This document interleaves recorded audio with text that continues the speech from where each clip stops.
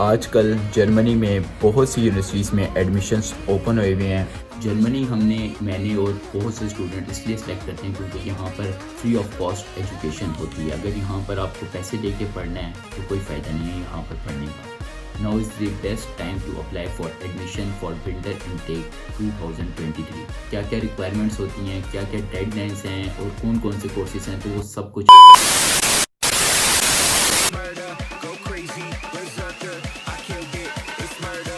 crazy berserker.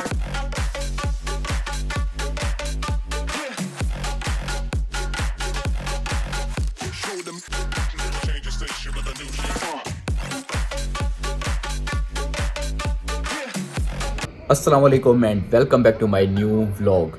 तो सीन कुछ ये है कि आजकल जर्मनी में बहुत सी यूनिवर्सिटीज़ में एडमिशन्स ओपन हुए हुए हैं और आज के इस व्लॉग का मेन मकसद यही है कि मैं आज आपको बताऊंगा कि किस तरीके से आप जर्मन यूनिवर्सिटीज़ में एडमिशन्स के लिए अप्लाई कर सकते हो। तो इस व्लॉग को देखने के लिए आपको दो चीज़ों का ख्याल रखना बहुत ज़रूरी है। नंबर 1, जो अभी आगे आप देखेंगे मेरे बैकग्राउंड में जो चीज़ें वगैरह पड़ी हुई हैं उसको इग्नोर करना है। और नंबर 2, जो कि बहुत इम्पॉर्टेंट है, वो ये कि आपने सब्र और तहम्मुल से ये पूरा व्लॉग देखना है, तभी आपको ये बात सारी समझ आ सकेगी। तो जर्मनी में 3 किस्म की डिग्रीज़ हैं जो आप एज ए स्टूडेंट यहाँ पर आकर आप स्टडी कर सकते हैं। नंबर 1 जो है वो बैचलर्स की डिग्री, नंबर 2 जो डिग्री है वो है मास्टर्स की डिग्री, नंबर तीसरी जो है वो पीएचडी की डिग्री। तो अगर मैं बात करूँ बैचलर्स की डिग्री के बारे में, तो उसके लिए आपके पास अपना इंटरमीडिएट होने चाहिए और साथ साथ आपके 2 सेमेस्टर्स किसी भी यूनिवर्सिटी में कंप्लीट होने चाहिए, क्योंकि यहाँ पर बैचलर्स करने के लिए आपको पाकिस्तान की 13 इयर्स ऑफ एजुकेशन कंप्लीट होनी लाजमी है। तो इसके बारे में, बैचलर्स के बारे में कि इसके एडमिशन्स किस तरीके से अप्लाई किए जाते हैं, क्या क्या डॉक्यूमेंट्स चाहिए होती हैं, क्या क्या डेडलाइंस हैं, लैंग्वेज की रिक्वायरमेंट्स वगैरह हैं, वो मैं अलग से एक व्लॉग बनाऊंगा जिसमें मैं आपको डिटेल में इंफॉर्मेशन दूंगा। लेकिन आज का व्लॉग है वो सिर्फ और सिर्फ मास्टर्स के एडमिशन्स के बारे में। उसकी रीज़न ये है कि मैं खुद भी मास्टर्स का स्टूडेंट हूँ और मुझे ज़्यादातर इन्फॉर्मेशन जो पता है वो मास्टर्स के बारे में। मास्टर्स में एडमिशन लेने के लिए सबसे पहले आपके पास 2 चीज़ों का होना बहुत ज़रूरी है। नंबर 1, आपकी बैचलर्स डिग्री कंप्लीट होनी चाहिए। कंप्लीशन का मतलब हरगिज़ ये नहीं है कि आपकी डिग्री आपके हाथ में हो। अगर आपने कि 90% आपने कोर्स कर लिया हुआ है, डिग्री का वेट कर रहे हो, या फिर आपके पास ट्रांसक्रिप्ट आपके हाथ में है, ट्रांसक्रिप्ट के साथ साथ होप सर्टिफिकेट बनवा कर आप एडमिशन्स के लिए अप्लाई कर सकते हो। दूसरी चीज़ जो कि बहुत इंपॉर्टेंट है और वो है आपकी इंग्लिश प्रोफिशेंसी। अब इंग्लिश प्रोफिशेंसी में ये होता है कि मोस्ट स्टूडेंट्स इसमें कंफ्यूज होते हैं कि वो यूनिवर्सिटी से इंग्लिश प्रोफिशेंसी सर्टिफिकेट बनवा लें या फिर आइल्स ज़रूरी है। तो यहाँ मैं आपको बताऊँगा कि आइल्स बहुत ज़रूरी है। उसकी रीज़न ये है कि मे बी आपको यूनिवर्सिटीज़ इससे कंपनसेट कर देंगे, लेकिन एट दी एंड जब आप वीज़ा लेने जाते हो एम्बेसी, तो वहाँ पर वो आपसे आइल्स वो भी 6 बैंड्स ज़रूर पूछते हैं। इसके अलावा जर्मनी में 2 किस्म की यूनिवर्सिटीज़ होती हैं।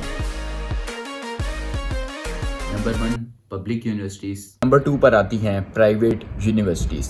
तो अगर सबसे पहले मैं बात करूं पब्लिक यूनिवर्सिटीज़ की, तो पब्लिक यूनिवर्सिटीज़ वो यूनिवर्सिटीज़ हैं जो फ्री ऑफ कॉस्ट आपको एजुकेशन देती हैं। इसमें आपके लिए कोई ट्यूशन फीस नहीं होती, सिर्फ और सिर्फ सेमेस्टर टिकट होती है जो कि अराउंड 300 यूरोस होती है। और उसका मेन पर्पस ये होता है कि जब भी आप जर्मनी में अपनी सिटी में ट्रैवल करोगे तो आपके लिए ट्रांसपोर्ट, बसेस, ट्राम्स और कुछ ट्रेन्स जो हैं वो आपके लिए फ्री ऑफ कॉस्ट होती हैं। अगर मैं बात करूं प्राइवेट यूनिवर्सिटीज़ की, प्राइवेट यूनिवर्सिटीज़ यहाँ पर बहुत एक्सपेंसिव हैं, यानी कि उसकी कुछ ना कुछ फ़ीस होती है जो आपको पे करनी पड़ती है और उसके बगैर आप ये डिग्री नहीं कर सकते।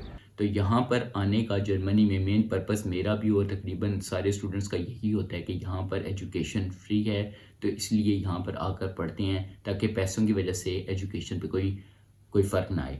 अगर आपने पैसे लगाकर जर्मनी जैसी कंट्री में पढ़ना है और फिर आपको बाद में जॉब के लिए जर्मन लैंग्वेज भी सीखनी है, उसके लिए पैसे अलग से लगाने हैं, तो उससे बेटर यही है कि आप किसी इंग्लिश स्पीकिंग कंट्री में चले जाएं। वहाँ पर आप पैसे देकर पढ़ेंगे लेकिन आपको एट दी एंड लैंग्वेज का बैरियर नहीं होगा। तो अब वापस आते हैं अपने पॉइंट पे, जो कि इस व्लॉग का है कि किस तरीके से आपने एडमिशन्स के लिए अप्लाई करना है। तो अभी करंटली समर सेमेस्टर चल रहा है जर्मनी में और विंटर सेमेस्टर जो है वो तकरीबन स्टार्ट होगा अक्टूबर के मिड में। तो अभी बेस्ट टाइम है मास्टर के एडमिशन्स के लिए अप्लाई करने के लिए, क्योंकि अभी बहुत सी ऐसी यूनिवर्सिटीज़ है जिसमें admissions open. I'm brushing away, do you, the weight of you, of my shoulders. Done with my cigarette. तो एडमिशन के लिए अप्लाई कुछ इस तरीके से करना है कि गूगल पे जाकर आपने सर्च करना है दाद इंटरनेशनल स्टूडेंट प्रोग्राम्स 2023 और आपके सामने कुछ इस तरीके से स्क्रीन आ जाएगी। आपने फ़र्स्ट वाले लिंक पे क्लिक करना है और अब आपके सामने एक स्क्रीन आ गई है जिसमें आपके पास सर्च इंजन है और आप इस सर्च इंजन पर अपनी मनपसंद डिग्री जिस लैंग्वेज में आप करना चाहते हैं वो और साथ साथ आपके पास फील्ड ऑफ स्टडी फील्ड में पढ़ना है तो उसके बारे में आप सर्च कर सकते हैं। तो फॉर एग्ज़ाम्पल मैं यहाँ पर सिविल इंजीनियरिंग सर्च करता हूँ और देखते हैं कि उसके बारे में यहाँ पर कितनी डिटेल्स है। तो of course course type masters, language जो है वो मैं इंग्लिश सेलेक्ट करता हूँ और फील्ड ऑफ स्टडी इंजीनियरिंग। तो अब सर्च करते हैं और देखते हैं कि क्या सीन है। तो अब यहाँ पर मुझे इस प्लेटफॉर्म पे 311 यूनिवर्सिटीज़ शो हुई हैं और ये सारी डिग्रीज़ जो हैं ये सिविल इंजीनियरिंग से रिलेटेड हैं। इस मेन पेज पर आपको बताएगा कि ये किस लैंग्वेज में होगी, इसके कितने सेमेस्टर्स होंगे और इसमें कब कब आप एडमिशन्स ले सकते हो। So now let's move forward कि किस तरीके से आपने एडमिशन के लिए अप्लाई करना है। फॉर एग्ज़ाम्पल मुझे ये डिग्री करनी है तो इस पे मैं क्लिक करूँगा और अब यहाँ पर इस डिग्री के बारे में मुझे सारी इन्फॉर्मेशन यहाँ पर शो हो रही है। यानी कि आपके पास ओवरव्यू है, ओवरव्यू में आपको बताएगा कि कोर्स मास्टर ऑफ साइंस है, इंग्लिश में है, ड्यूरेशन कितनी है, डेडलाइन क्या है, उसके अलावा कोर्स की जो डिटेल्स हैं यानी कि कौन कौन से मॉड्यूल्स आपको पढ़ाए जाएंगे और किस तरीके से सब चीज़ें हैं। उसके अलावा आपको कॉस्ट एंड फंडिंग भी बताएंगे, यानी कि ये फ्री ऑफ कॉस्ट यूनिवर्सिटी है, पब्लिक यूनिवर्सिटी है या फिर ये प्राइवेट यूनिवर्सिटी है।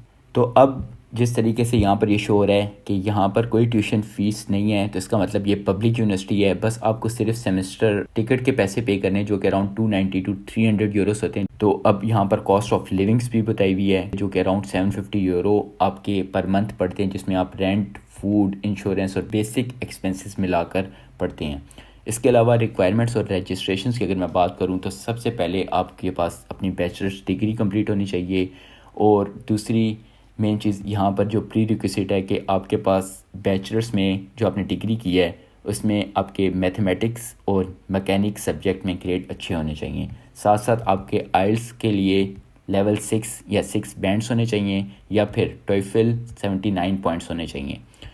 तो इस यूनिवर्सिटी के इस पर्टिकुलर कोर्स में अप्लाई करने के लिए आपके पास जो डेडलाइन है वो है 31 मई और हर साल तकरीबन यही डेडलाइन रहती है। तो इस तरीके से आप अपने डॉक्यूमेंट्स वगैरह हर चीज़ कंप्लीट करके रखें और जैसे ही जब ये एडमिशन्स स्टार्ट हो तो आप अप्लाई कर सकते हैं।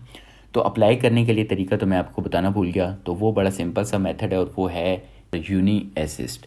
तो यूनी असिस्ट क्या, इसके बारे में अगर थोड़ा सा मैं आपको बताऊँ तो ये एक थर्ड पार्टी है जो कि आपके डॉक्यूमेंट्स को यहाँ पर वेरीफाई करती है और फिर प्रोसेस करके यूनिवर्सिटी तक पहुंचाती है और फिर यूनिवर्सिटी से एडमिशन लेटर बनवा कर आप तक पहुंचाती है।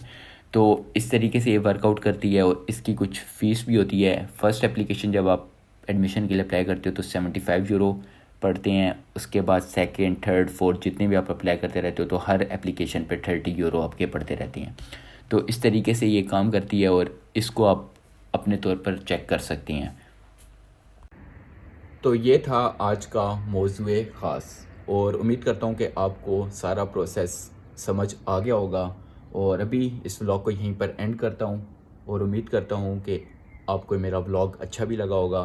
तो इंशाल्लाह मिलते हैं नए मौज़ूए ख़ास के साथ। तब तक के लिए अपना ख्याल रखिएगा। अल्लाह हाफिज़। क्योंकि आइल्स अगर आपको यूनिवर्सिटी इससे कंपनसेट कर देती है लेकिन आपके वीज़ा के लिए बहुत ही ज़रूरी है।